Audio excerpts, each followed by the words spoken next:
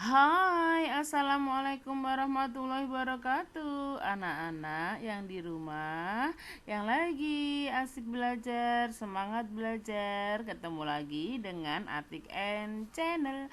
Pada kali ini kita akan belajar tentang rangkaian listrik. Anak-anak sudah siap belajar? Sudah? Semua buku IPA sudah ada di depan kalian? Selama menyimak pelajaran ini, boleh loh kalian bersama dengan orang tua jika ada yang di rumah. Kenapa? Jika ada yang sulit, kalian bisa diskusikan bersama. Oke anak-anak, selamat menyimak ya. Tetap semangat walau belajar di rumah. Anak-anak, kita kali ini akan belajar tentang rangkaian listrik. Pada rangkaian listrik, lampu dapat menyala atau alat listrik yang lain dapat berfungsi karena adanya aliran arus listrik. Aliran arus listrik dapat mengalir jika terjadi perbedaan potensial listrik. Aliran arus listrik mengalir dari potensial tinggi atau dari kutub positif ke potensial rendah atau kutub negatif. Untuk jelasnya, tolong perhatikan penayangan gambar pada slide ini. Kita lihat titik-titik kuning itu akan bergerak dimulai dari tanda positif pada baterai mengalir ke negatif dan muter terus sampai lampu itu menyala. Perhatikan ya anak-anak, lampu menyala itu karena adanya aliran arus listrik yang mengalir dari potensial tinggi atau kutub positif ke potensial rendah atau kutub negatif. Semoga kalian jelas mengapa lampu bisa menyala. Berdasarkan arus listrik, ada dua macam rangkaian listrik. Perhatikan gambar pada tayangan. Yang saya beri tanda tanya dan tanda panah itu adalah saklar listrik ya. Nanti saya terangkan nama dan fungsinya pada alat listrik. Nah, rangkaian listrik tadi kan ada dua berdasarkan arus listriknya kan. Nah, ini saya terangkan satu persatu. Yang pertama, rangkaian tertutup. Apa rangkaian tertutup itu?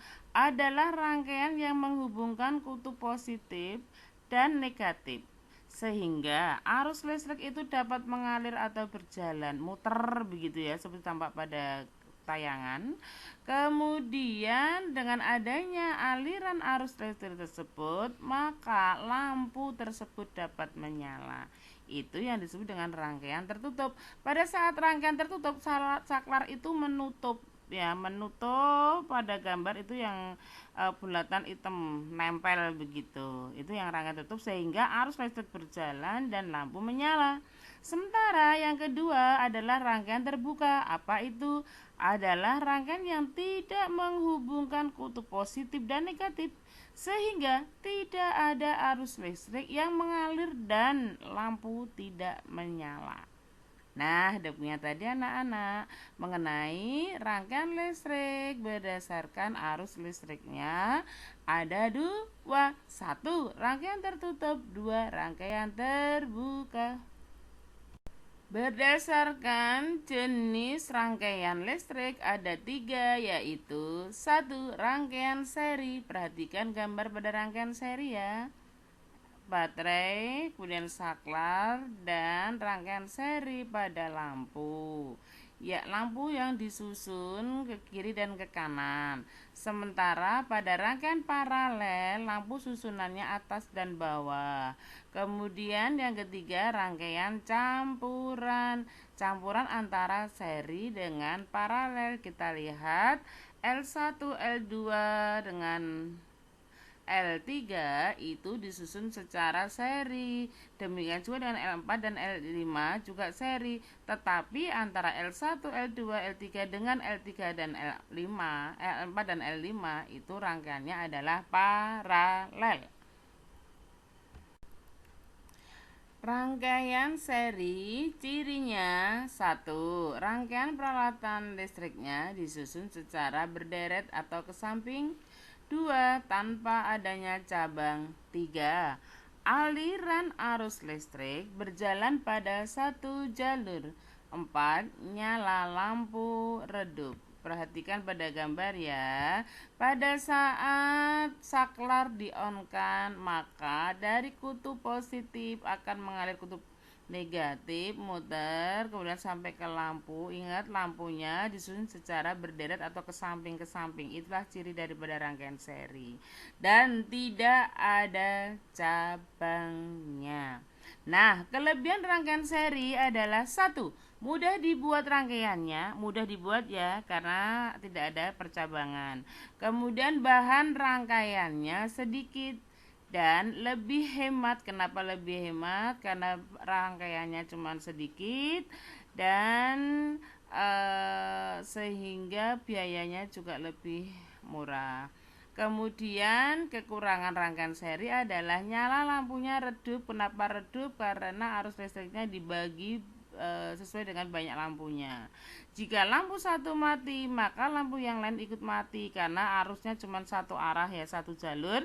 Jika yang satunya mati, maka terputuslah kutub positif dengan kutub negatif sehingga arus listrik tidak berjalan. Sehingga lampu akan mati jika lampu semua akan mati jika satu lampunya mati. Yang ketiga, jika ada kerusakan, lampu sulit dicari. Kenapa? Karena semua lampu mati.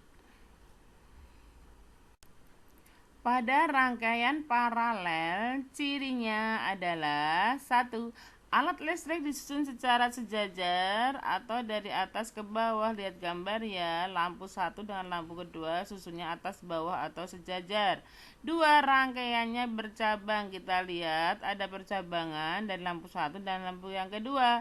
Tiga, nyala lampu sama terangnya. Mengapa? Karena masing-masing masing-masing cabang mendapatkan arus sendiri-sendiri. Kemudian arus listrik mengalir per cabang sendiri-sendiri karena ada percabangan. Sementara kelebihan rangkaian paralel adalah satu, nyala lampu lebih terang.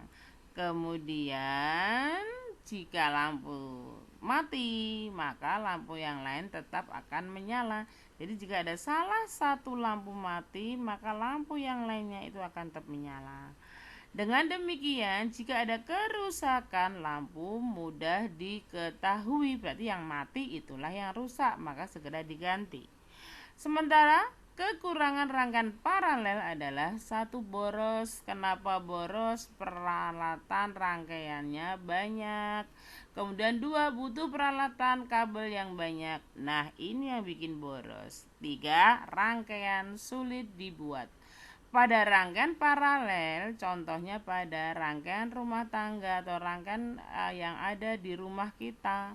Ya, lampu kamar, ada lampu ruang tamu, ruang keluarga. Jika lampu kamar dimatikan, maka lampu-lampu yang lain yang masih menyala akan tetap menyala.